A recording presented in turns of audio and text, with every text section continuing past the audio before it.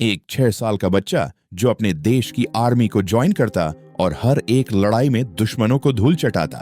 जी हाँ, ये स्टोरी है सर्गो नाम का एक रशियन बच्चे की जिसने वर्ल्ड वॉर 2 के दौरान जर्मन सैनिकों से युद्ध किया। ये वो वक्त था जब रशिया और जर्मनी के सैनिक एक दूसरे के खून के प्यासे थे और इस लड़ाई के चलते न जाने कितने मासूम लोगों ने अपनी जान गंवाई थी। इस कहानी की शुरुआत होती है रशिया के एक छोटे से गांव में, जहां 6 साल का सर्गो अपने घर में चैन से सो रहा होता है। तभी अचानक से उसकी नींद खुलती है क्योंकि कोई उसके दरवाजे पर नॉक कर रहा था। जब सर्गो ने दरवाजा खोला तो पड़ोस की एक आंटी जो पहले से काफी डरी हुई थी, वह फटाफट से घर के अंदर आ जाती है। वो सर्गो को बताती है कि जर्मन ने हमारे पूरे गांव पर हमला कर दिया है और उन्होंने तुम्हारी मॉम और तुम्हारे बड़े भाई को भी मार दिया है। इसके बाद वो सर्गो को खिड़की से बाहर निकालती है और यहाँ से भाग जाने को कहती है। अब सर्गो भी ठीक ऐसा ही करता है और अपनी जान बचाकर भागने लगता है। इसी बीच जर्मन सैनिक उसके घर में दाखिल होते हैं और उसकी आंटी को भी जान से मार देते हैं। इधर सर्गो भागता भागता अपने गांव से काफी दूर आ गया और एक घने जंगल में कहीं खो गया। वो बेचारा सिर्फ 6 साल का है, इसीलिए खुद को अकेला पाकर वो थोड़ा घबरा गया और अपनी माँ को आवाजें लगाने लगा।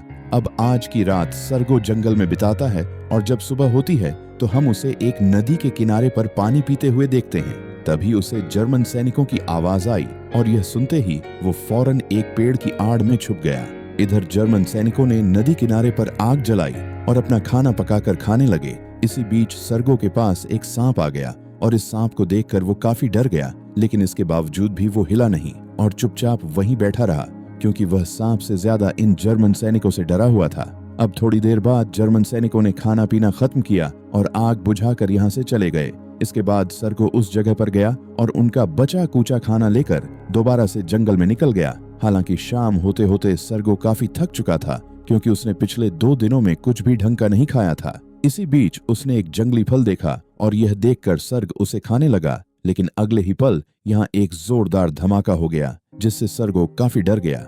यहाँ सर्गो को भ्रम हुआ कि शायद उन झाड़ियों के पीछे कोई मौजूद है, इसीलिए वह कहता है कि अगर तुमने पास आने की कोशिश की तो मैं अपने राइफल से तुम्हें गोली मार दूंगा। इसके बाद वह आगे बढ़ने की कोशिश करता है, लेकिन भूख और थकान के चलते बेहोश हो जाता है। अब जब सर्गो बेहोश होता है तो 2 रशियन सैनिक उसके पास आते हैं और उसे उठाकर अपने बेस पर ले आते हैं। वो अपने कमांडर को इसकी जानकारी देते हैं और यहाँ कमांडर सर्गो से उसकी फैमिली के बारे में पूछता है। इस पर सर्गो कहता है कि मेरे पड़ोस की आंटी ने मुझे बताया था कि जर्मन सिपाही ने मेरे पूरे परिवार को मार दिया। ये सुनकर सभी को काफी दुख हुआ क्योंकि सर्गो इतनी कम उम्र में ही अनाथ हो चुका था। अब सर्गो की हालत देखकर इन लोगों ने उसे ढेर सारा खाना और पानी दिया और उसके ट्रीटमेंट के लिए उसे काटिया नाम की एक नर्स के पास भेज दिया। अब सर्ग की ड्रेसिंग करते वक्त काटिया उससे बातें करती है और सर्गो की बातें उसे काफी अच्छी लगती हैं। उसे सर्गो काफी पसंद आता है और वह अपने बच्चे की तरह उसकी देखभाल करती है। अब धीरे धीरे यहाँ मौजूद सभी लोगों को सर्गो से काफी लगाव हो जाता है और उसके साथ वक्त बिताकर घायल सैनिकों को भी काफी अच्छा महसूस होता है। इसके साथ ही आर्मी के कमांडर को भी सर्गो काफी पसंद आता है और वह हर दिन उससे मिलने आते हैं। अब कमांडर के मेडल्स और गन को देखकर सर्गो काफी इम्प्रेस होता है और कहता है कि बड़ा होकर मैं भी एक सोल्जर बनूंगा। इसके बाद कमांडर बाहर आते हैं जहां उनकी मुलाकात नर्स काटिया से होती है। दरअसल ये दोनों एक दूसरे को एक लंबे अरसे से पसंद करते हैं, पर आज तक किसी ने भी अपने प्यार का इजहार नहीं किया। यहाँ काटिया कमांडर से कहती है कि आप सर्गो को बटालियन के साथ ही रहने दें क्योंकि यहाँ मौजूद सभी लोग उससे काफी अटैच हो चुके हैं। दरअसल कमांडर सर्गो को एक अनाथ आश्रम में भेजना चाहते थे क्योंकि यहाँ रहने से उसकी जान को खतरा था। इधर सर्गो के पास पूरे दिन में न जाने कितने सोल्जर्स आते हैं और उसके साथ अपना फ्री टाइम बिताते हैं। ये लोग सर्गो को अपने हिस्से का खाना खिलाते हैं और उसे अपने सामान से खेलने देते हैं। इस कैंप में मौजूद सभी लोग सर्गो से काफी अटैच हो चुके थे और कोई नहीं चाहता था कि सर्ग उन्हें छोड़ के जाए। अब अगली सुबह जर्मन सैनिकों की एक टुकड़ी ने इस कैंप पर हमला कर दिया और चारों तरफ अफरा तफरी मच गई। सभी रशियन सैनिकों ने बड़ी ही बहादुरी से इनका सामना किया और जर्मन को खदेड़कर इस छोटी सी लड़ाई को जीत लिया। अब ऐसे ही दिन गुजरते गए और फाइनली वो दिन भी आ गया जब सर्गो को अनाथ आश्रम भेजा जाना था। यहाँ एक सैनिक सर्गो को लेने आया और कमांडर से इसकी परमिशन मांगी। अब यहाँ कमांडर ने सर्गो को अपने साथ बिठाया और जाने से पहले उसके साथ थोड़ा वक्त बिताया। वह चाहकर भी सर्गो से आंखें नहीं मिला पा रहे थे क्योंकि कहीं ना कहीं वह भी चाहते थे कि सर्ग उनके साथ रहे। यहाँ कमांडर ने सर्गो को एक लकड़ी की पिस्टल दी जो उन्होंने खुद अपने हाथों से बनाई थी। अब इस गन को लेने के बाद सर्गो ने कमांडर को गले से लगा लिया और उसके ऐसा करते ही कमांडर का दिल पूरी तरह से पिघल गया। यहाँ कमांडर ने उससे पूछा कि क्या तुम मेरे बेटे बनोगे। इस पर सर्गो भी हाँ कर देता है, क्योंकि कमांडर और सोल्जर्स के अलावा उसका इस दुनिया में और कोई नहीं है। अब पूरे बटालियन में ये बात फैल गई कि कमांडर सर्गो को लीगली अडॉप्ट करना चाहते हैं। अब सर्गो इनके साथ रहेगा। ये खबर सुनकर इन सभी की खुशी का तो ठिकाना नहीं था। अब उस रात इन सभी सैनिकों ने मिलकर सर्गो के लिए एक यूनिफॉर्म बनाई और अगली सुबह जब सर्गो की नींद खुली तो कमांडर ने उसे उसकी यूनिफॉर्म और आर्मी के जूते दिए। ये देखकर सर्गो काफी खुश हुआ और इन्हें पहनकर इधर उधर भागने लगा। अब सर्गो का यह रूप देखकर कैंप में मौजूद बाकी लोग भी काफी खुश थे और वह सर्गो को एक सैनिक की तरह सल्यूट मार रहे थे। लेकिन इसी बीच यहाँ कुछ जर्मन प्लेन्स आ जाते हैं और इस पूरे कैंप पर हमला कर देते हैं। इस हमले में बहुत से रशियन सैनिक घायल हो जाते हैं और कुछ की तो मौत हो जाती है। यहाँ कमांडर किसी तरह से सर्गो को बचा लेते हैं और उसे एक सेफ जगह पर छुपा देते हैं। अब थोड़ी देर बाद जब जर्मन के प्लेन यहाँ से चले गए तो सर्गो सभी घायल सैनिकों के पास गया और उनकी मदद करने की कोशिश की, लेकिन इस टेंशन भरे माहौल में कोई भी उसकी बातों पर ध्यान नहीं दे रहा था। अब सर्गो सच में किसी काम आना चाहता था, इसीलिए वह उस कैंप में गया जहाँ सभी घायल सैनिकों को रखा गया था। यहाँ उसने सभी सैनिकों को पानी पिलाया और उनकी छोटी मोटी मदद की। यहाँ एक सैनिक ऐसा भी था जिसने अपनी दोनों आंखें खो दी थी। ये सैनिक सर्गो से कहता है कि मेरे परिवार ने मुझे एक लेटर भेजा है, क्या तुम उसे पढ़ दोगे। अब क्योंकि सर्गो 6 साल का एक बच्चा है, इसीलिए उसे लिखना पढ़ना कुछ नहीं आता, पर वो इस सोल्जर की मदद करना चाहता था, इसलिए वो उस लेटर को उठाकर कुछ न कुछ बोलने लगता है। इसी बीच वो ये भी कहता है कि तुम्हारी गाय बिल्कुल ठीक है और अब वह बहुत सारा दूध भी दे रही है। इस पर यह सैनिक कहता है कि मेरे पास तो कोई गाय नहीं है। ये सुनकर पास मौजूद एक सोल्जर कहता है कि यह बच्चा जो भी कह रहा है तुम चुपचाप सुनते रहो।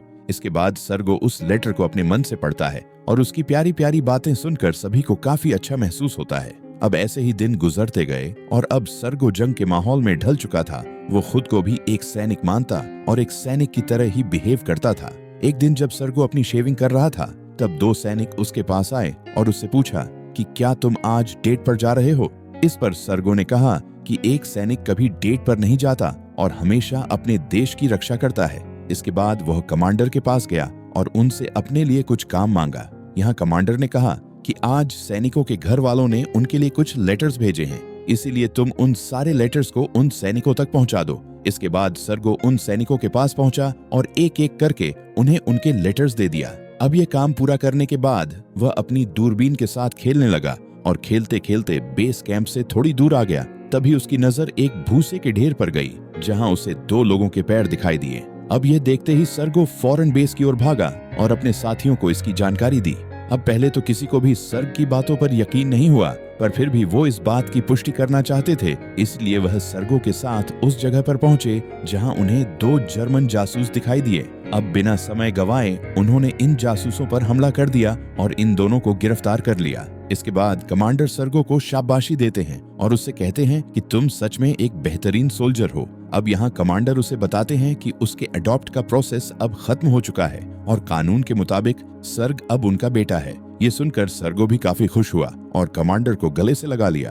अब अगले दिन जर्मन ने दोबारा से इन पर हमला कर दिया और चारों तरफ अफरा तफरी मच गई। अब इस लड़ाई के दौरान सर्गो अपने बाकी साथियों की मदद करना चाहता था, इसीलिए वह उन सभी सैनिकों तक बंदूक की गोलियां और खाने पीने का सामान पहुंचा रहा था। अब यह देखकर सैनिकों को उसकी फिक्र होने लगी और उन्होंने सर्गो को दोबारा से बंकर में जाने को कहा, क्योंकि उसके ऐसे बाहर घूमने में काफी खतरा था। अब जब सर्गो बंकर में वापस आया तो उसने कमांडर को काफी परेशान देखा, क्योंकि इस लड़ाई के चलते इनके रेडियो की कम्युनिकेशन लाइन टूट चुकी थी और ये लोग अपने हेडक्वार्टर से कांटेक्ट नहीं कर पा रहे थे।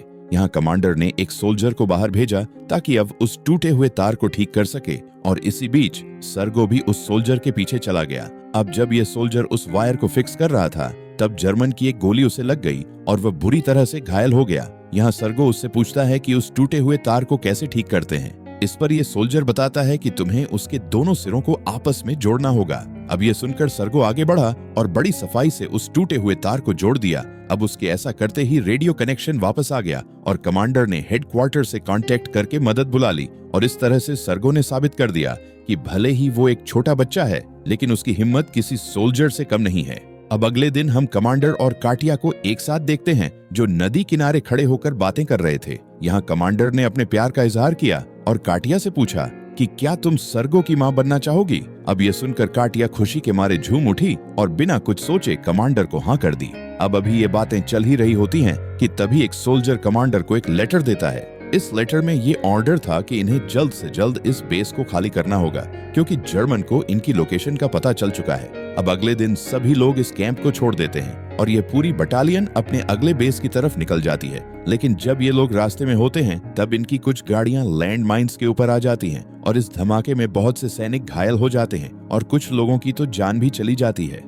अब ये पूरी टीम खुद को संभालती है और बड़ी सावधानी से आगे बढ़ती है और शाम होते होते अपने नए बेस तक पहुंच जाती है। अब यहाँ इनकी मुलाकात जनरल से होती है, जो सर्गो को देखकर उससे काफी इम्प्रेस होते हैं। अब अगले दिन कमांडर की पूरी टीम को गार्ड ऑन फॉर नेनर से सम्मानित किया गया और सर्गो को भी उसकी बहादुरी के लिए एक मेडल दिया गया। जब जनरल ने सर्ग को वह मेडल दिया तो उसने कसम खाई कि वह पूरी जी जान से अपने देश की रक्षा करेगा। अब ऐसे ही दिन गुजरते गए और एक रात जर्मन ने इनके बेस पर हमला कर दिया। इस लड़ाई के दौरान एक जोरदार धमाका हुआ और इस धमाके में कमांडर बुरी तरह से घायल हो गए। ये देखकर सर्गो रोने लगा और अपने पिता को बचाने की कोशिश की, लेकिन जब उससे कुछ नहीं हुआ तो वह भागता हुआ बाकी सैनिकों के पास आया और उन्हें पूरी बात बताई। इसके बाद बाकी सैनिकों ने कमांडर को वहां से बाहर निकाला और उन्हें हॉस्पिटल में एडमिट कर दिया। अब अगले दिन सर्गो अपने पिता से मिलने पहुंचा और उनकी ऐसी हालत देखकर उसे काफी दुख हुआ। ये 6 साल का बच्चा अब इस बटालियन का एक अटूट हिस्सा बन चुका था